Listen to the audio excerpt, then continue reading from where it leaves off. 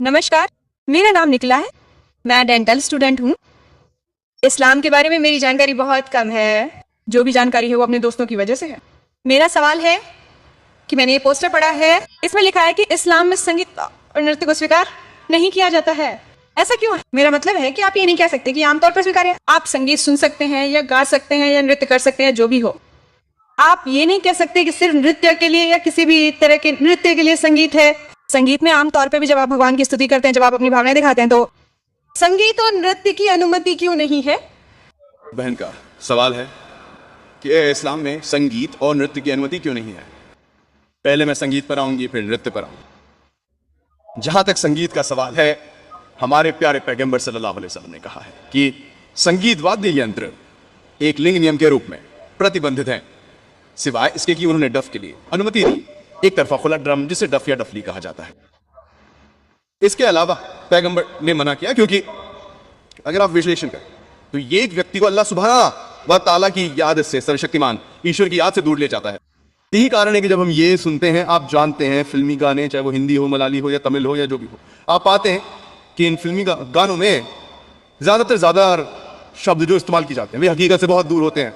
आप जानते हैं कि हीरो से कहता है कि मैं तुम्हारे लिए चांद लाऊंगा, एलो फंगा मैं तुम्हारे लिए तारा लाऊंगा। हम जानते हैं कि यह संभव नहीं है। कोई भी व्यक्ति अपने प्रेमी के लिए चांद या तारा नहीं ला सकता है, लेकिन फिर भी हम माहौल और हर चीज की वजह से इसे दोहराते रहते हैं। इसलिए इस सामान्य नियम के कारण कि संगीत एक व्यक्ति को अल्लाह सुब्हानहू व तआला से दूर ले जाता है, यही कारण है कि एक प्रिय पैगंबर निजी संगीत वाद्य यंत्र को छोड़कर या आम तौर पर आपकी आवाज के साथ, उदाहरण के लिए जब कोई व्यक्ति कुरान पढ़ता है, अगर वो कुरान पढ़ता है तो उसकी आवाज अच्छी होती है, ये जायज है, क्योंकि ये एक व्यक्ति को अल्लाह सुब्हानहू व तआला की ओर ले जाता है। बैकग्राउंड में बजने वाले संगीत वाद्य यंत्र एक अलग माहौल बनाते हैं, अन्यथा गाना अपने आप में एक मुबाह है। यह तब तक वैकल्पिक है जब तक कि गीत के बोल आपको अपने निर्माता अल्लाह सुब्हानहू व तआला की ओर ले जाते हैं।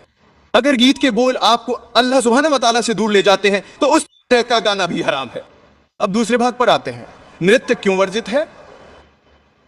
कुरान में ऐसी कोई आयत या हदीस नहीं है जिसके बारे में मुझे पता है कि नृत्य करना हराम है, लेकिन आम तौर पर लोग दूसरों को दिखाने के लिए नृत्य करते हैं। आप जानते हैं कि हम मंच पर नृत्य करते हैं, जहां आप नृत्य करते हैं, अब आप मंच पर नृत्य कर रहे हैं और हजारों लोग आपको देख रहे हैं, इसलिए आमतौर पर हिजाब के कारण हम अपनी महिलाओं, माताओं, बहनों और बेटियों को मंच पर उजागर नहीं करना चाहेंगे और हजारों लोग उन्हें देख रहे होंगे।